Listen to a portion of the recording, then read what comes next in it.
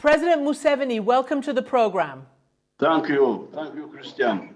Okay, listen, I want to start by asking you, 80% of your country is under 35 years old. They weren't even born when you first came into office. And they really seem to want to change. They want jobs. Why do you think you deserve another term?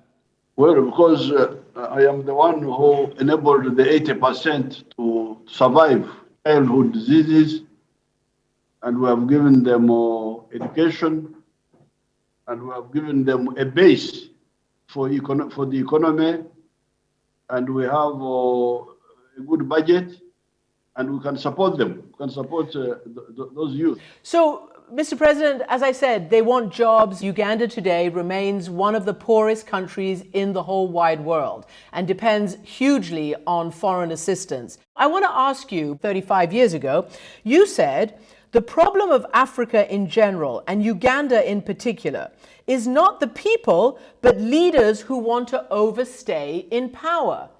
Now, you've seen that your country has now changed the two-term rule. They've changed the age limit, and there you are going for a sixth term. Why do you think that's a good thing? You should check your facts. It is the fifth fastest growing economy in the whole world. You should check your facts. It's about to become a middle-income country. Now, regarding the politics, the management of society, yes, I said staying in power for a long time without democracy. Without democracy, mark those words. But if it is the democratic will of the people, because we have got so many things to deal with, if we need all hands on board, then it's correct that we have all hands on board. You call yourself still a freedom fighter. I want to read to you the words of your main opponent, Bobi Wine, young man who seems to have energized young crowds. He basically said in one of his songs, what was the purpose of liberation when we can't have a peaceful transition? Freedom fighters become dictators. He sang that in 2018 in the song Freedom. He has a point, right? That is wrong. We have been having transition. We have been having transition by having elections. Every 5 years we have elections, and if the people didn't want to give us a mandate, they would vote us out. Well, we've seen it. We've interviewed Bobi Wine. It's all over the international press that he has been, attacked. A member of his team has been killed. He is not able to go to big rallies. He's been jailed. How is that fair in terms of a level playing field for contesting the elections? Well, first of all, we have saved our people from dying in big numbers from corona. Have you heard of corona?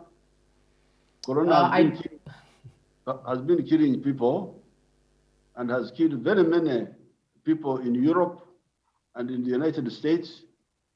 Here, we have only lost about 300 people now. We have been able to do that by stopping public gatherings. Now, Mr. Bobi Wine was one of the people who was defying that. In other words, causing the death of the spread of the virus. That's how he ran into conflict with the law. That's how it all started.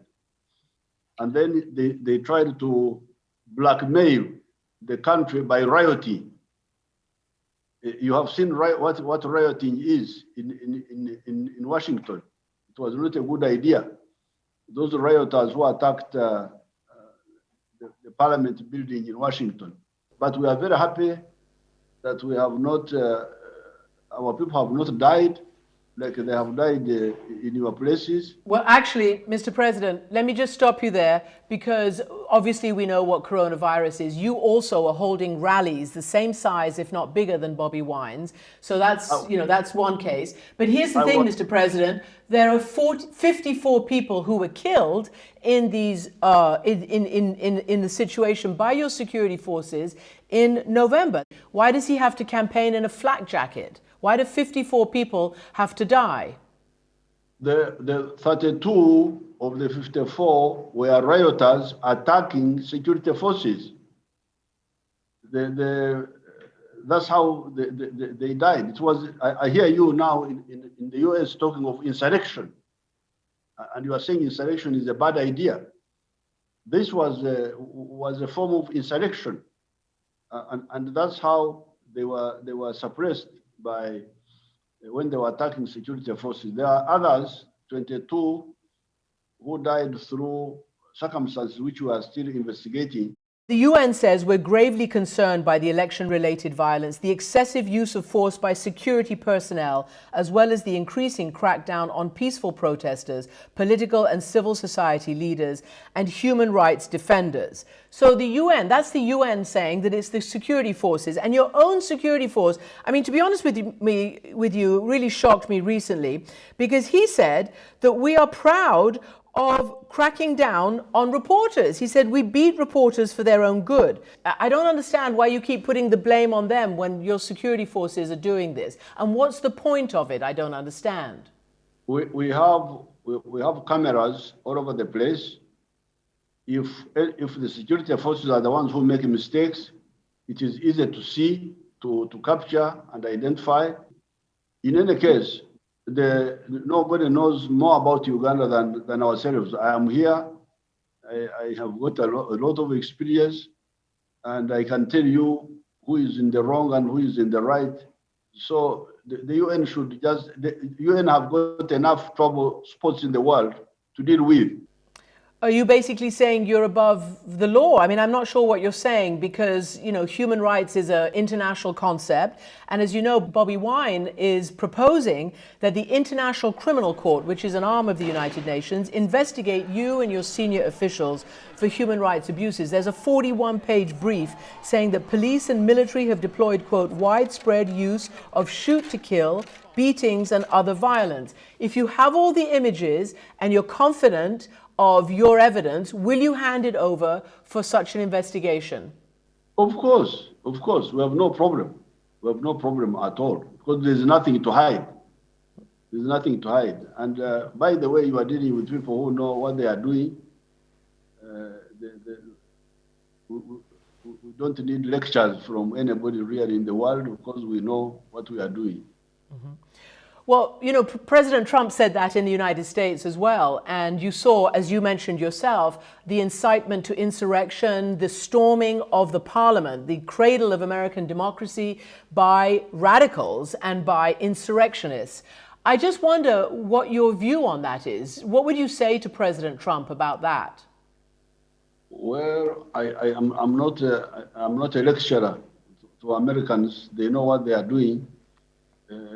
But insurrection is insurrection, whether it is in the US or in Africa. You should regard any extra constitutional actions as illegal and treasonable. Mm-hmm. But I don't want to lecture Americans. They know what they are doing. Well, as you know, the House has already put forward formally one article of impeachment on the charges of inciting insurrection. So I want to ask you then, if you should lose a fair election, will you accept the result? If I lost a fair election, I would accept the results, of course, because Uganda is not my house. I have got my house. I will go to my house and to do my own things. If the people of Uganda don't want me to help them with their issues, I go and deal with my personal issues very happily. I do need to ask you a final question, and that is your constant haranguing and harassment of the gay community in Uganda. The head of the gay rights groups there says it's actually a really scary and rough time. LGBT people are fearful to even vote, as there is a risk that they will be targeted at the polling stations due to all the hate speeches. What are you afraid of? Why does this group, over the years, why is it so utterly oppressed and harassed? Who is haranguing the homosexuals? Who has harangued them? You and your government, your churches talk about them.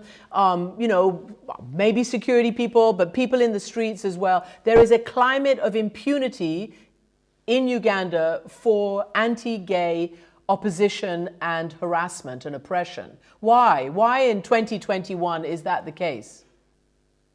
Now we have a problem of social imperialism from some parts of the world towards Africa. Homosexuals are not new to Africa. They have been here. We know them, but we have got a different view of them. We think they are deviants. They are people who are deviated from the normal.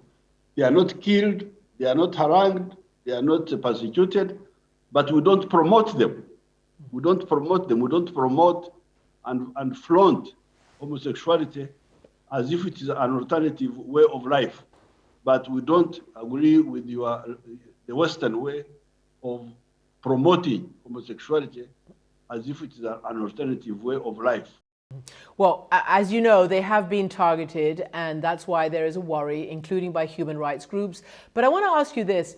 You know, I can see, just like I can see in the United States, when you whip people up with misinformation, disinformation, sometimes lies about people, you can get a frenzy and a mob and a fear and people who don't know where the truth is. And I know that in parts of Africa, homosexuals are promoted by the church, by others, as deviants, as you're saying, as pedophiles.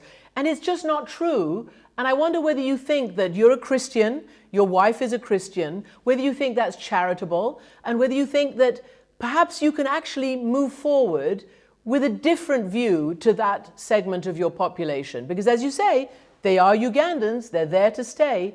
It's not fair. No, the prevalent opinion among our population now is that the homosexuals are a departure from normal.